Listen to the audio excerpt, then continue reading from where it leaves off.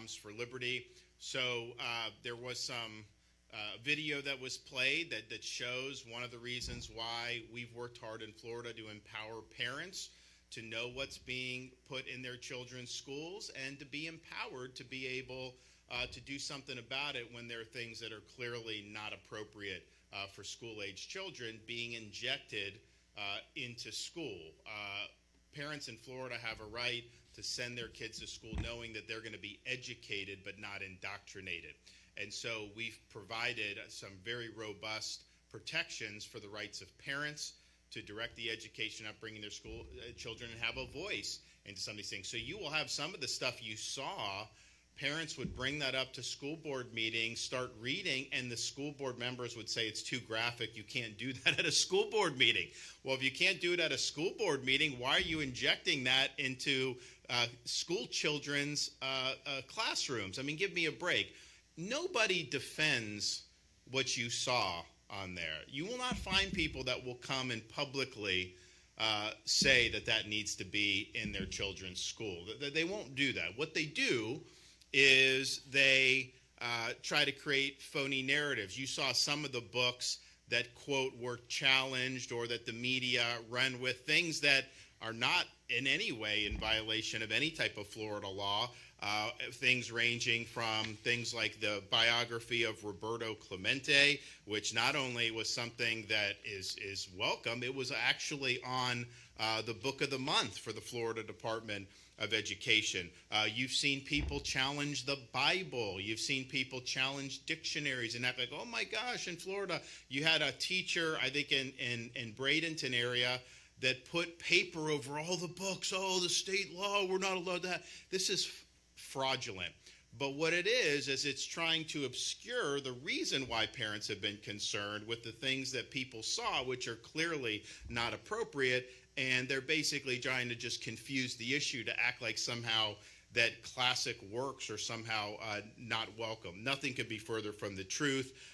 We want to ensure that students have very rigorous and robust education. So now what we've seen is you have seen activists that will go and just challenge almost anything. That's not appropriate to be happening. Hijacking this process is not something that we want to encourage in any way, and it's been from different motivations. You know, you have some people that just think some people honestly think a lot of these books are bad, even though they're classics.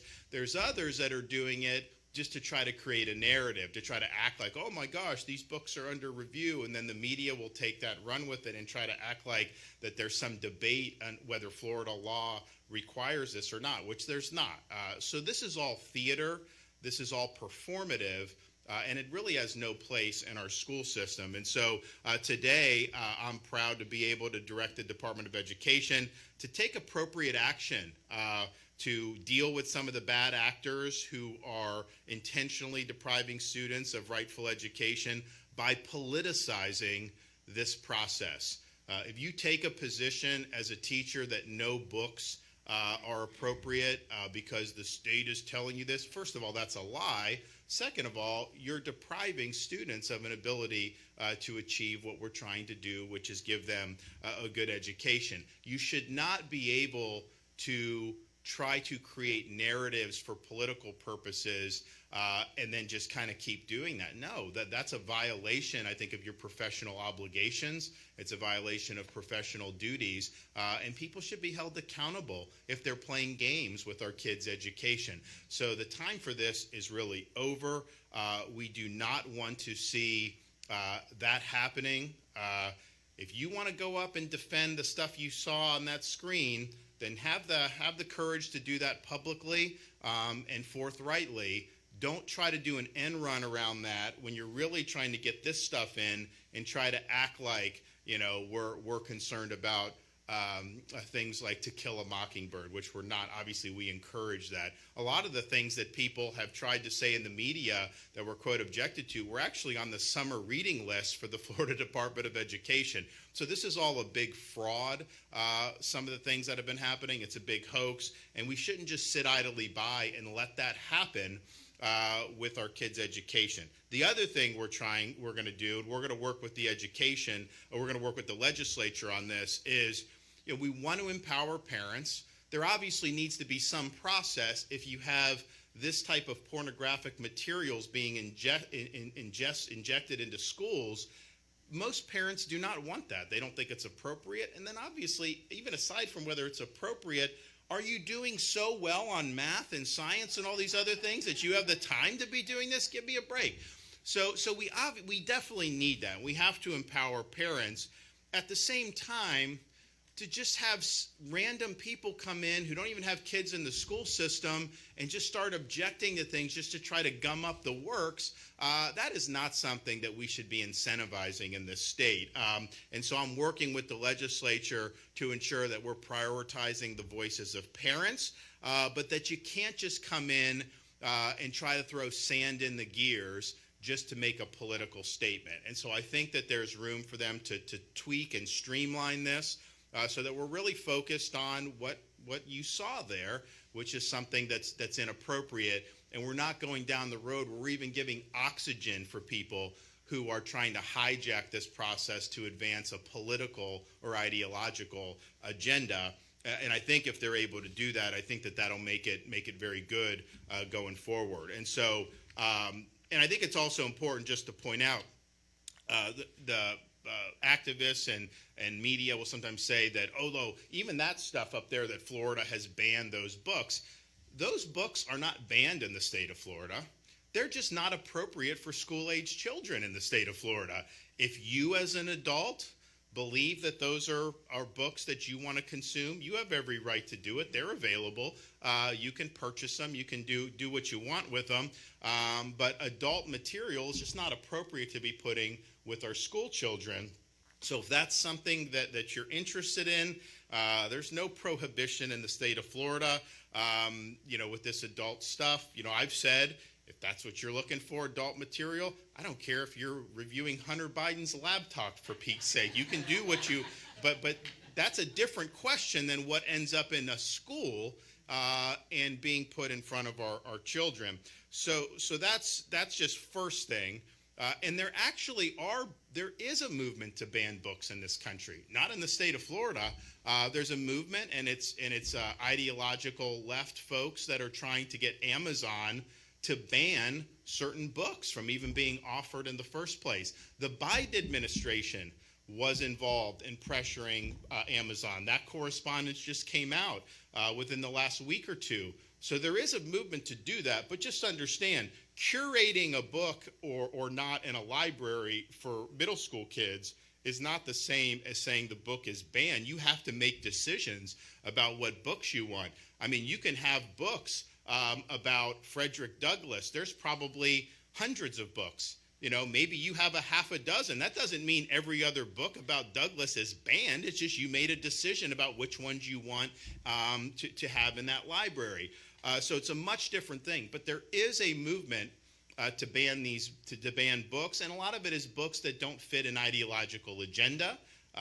Books involving things like rejecting gender fluidity and ideology. They just want to bottle that up. They don't want that to be offered on the open marketplace. So there is a threat to this, but it's not coming from the state of Florida.